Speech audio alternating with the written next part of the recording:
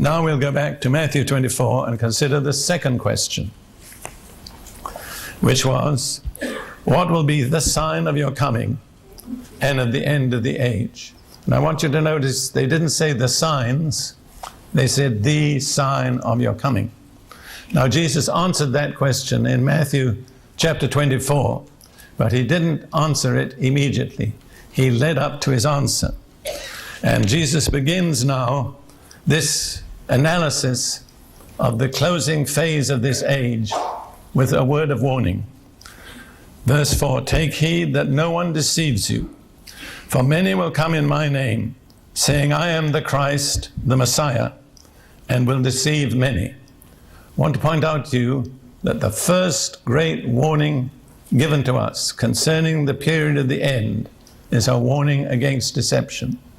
And this is repeated twice more in the course of this discourse. In other words, 3 times Jesus warns his disciples in connection with the close of the age against being deceived. And in my personal opinion, deception is the greatest single danger that threatens us as Christians, greater than persecution, greater than war, the danger of deception. I heard somebody say, in effect, a little while back, doesn't matter who it is, well, it never happened to me. I want to tell you, if you think it never will happen to you, it will happen to you. It's a sure mark, if you have that attitude, that you're already under deception. Because Jesus warned his own disciples, his apostles who'd been close to him for 3.5 years, heard all his teachings, seen all his miracles. Be careful, don't come under deception. I believe it's much the greatest danger that threatens all of us here in this room this evening. I want to warn you against deception.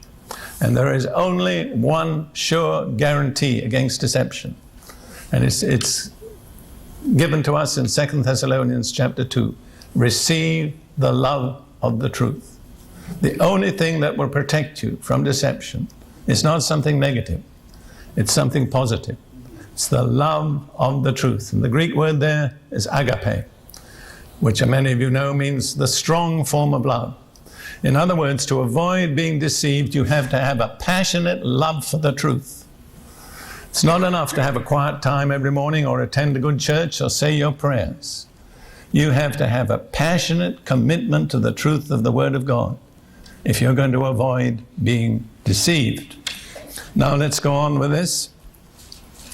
Jesus says in verse 5, for many will come in my name, saying, I am the Christ, the Messiah, and will deceive many.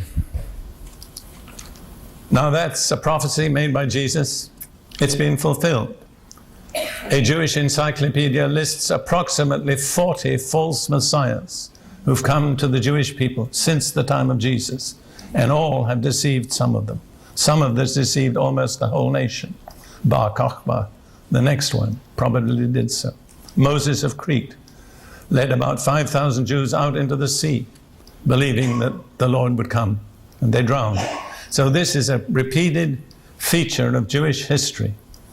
It happened again in the year 1666, when Shabbatai ben Tzvi told the Jewish people he was the Messiah. He was going to restore them to the land of Israel, and thousands of them gathered there. And to save his life, he converted to Islam. What a bitter disappointment for all those believers.